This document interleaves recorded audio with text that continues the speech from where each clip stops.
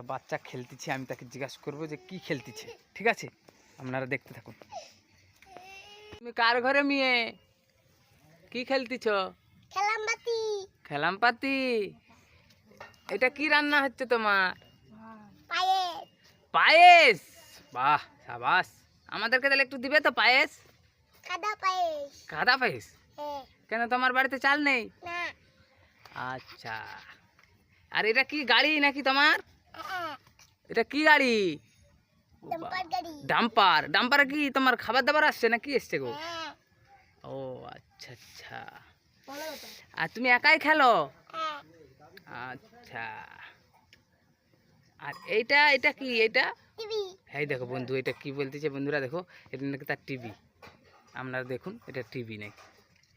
খুব ভালো জিনিস, ভালো জিনিস, ভালো টিভি। আর এটা কি গাড়ির চাকা খুলে গেছে নাকি? পাংচার হয়েছে, পাংচার।